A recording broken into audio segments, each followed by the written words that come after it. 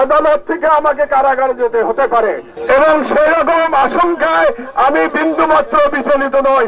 আমার লড়াই ছিল বুদ্ধিবৃত্তিক লড়াই। আমি আজকে রাজনৈতিক বিষয়ে বক্তব্য দেওয়া সমীচীন মনে করছি না। আগামী দুটো দিন, আজকে এবং আগামীকাল, হাসপাতালে আমি মায়ের সাথে থাকতে চাই। রোববারে ইনশাআল্লাহ আমি নিম্ন আদালতে গিয়ে হাসিনার দেওয়া সাজা এবং অ্যারেস্ট ওয়ারেন্টের মোকাবেলা করব। একটু এমনও হতে পারে ভাইয়েরা যে ও আদালত থেকে আমাকে কারাগারে যেতে হতে পারে, কিন্তু সেখানে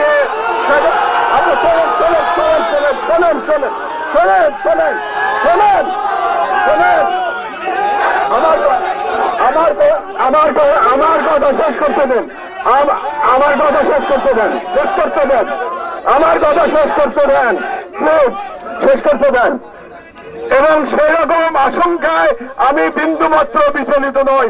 আপনারা জানেন শেখ হাসিনার আমলে আমি 5 বছর কারাগারে ছিলাম। এই আমলে 5 মাস কারাগারে থাকতে আমার কোনো সমস্যা নাই। হ্যাঁ, আমার বয়স হয়েছে, আমি বুড়ো হয়ে গেছি, কিন্তু জেলে থাকার মতো মানসিক এবং শারীরিক শক্তি এখনো আমার আছে। কাজেই আপনারা এটা নিয়ে একদম বিচলিত হবেন না, একদম উদ্বিগ্ন হবেন না। আইনকে তার রাস্তায় যেতে দিন, আমাকে আমার মতো করে আপনারা লড়াই করতে দিন। আপনারা জানেন গত 16 বছর ধরে ফ্যাসিবাদী সরকারের বিরুদ্ধে আমি আমার মতো করে ব্যক্তিগত পর্যায় থেকে লড়াই করে গেছি। রাজনৈতিক দল বিএনপি বলেন, জামাত বলেন, অন্যান্য দল বলেন, তারা তাদের মতো করে লড়াই করেছে, আর আমি লড়াই করেছি আমার মতো করে এবং আমার দেশ পরিবারকে সঙ্গে নিয়ে। আমার লড়াই ছিল বুদ্ধিবৃত্তিক লড়াই, আমার লড়াই ছিল কালচারাল লড়াই।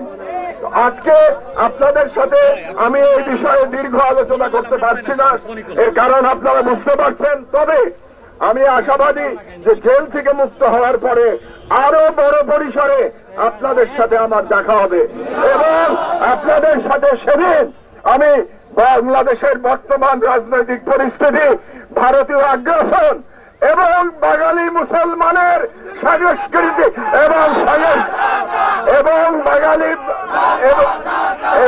বাঙালি মুসলমানের সাংস্কৃতিক লড়াই নিয়ে আপনাদের সাথে আমি বিশদ আলোচনা করব।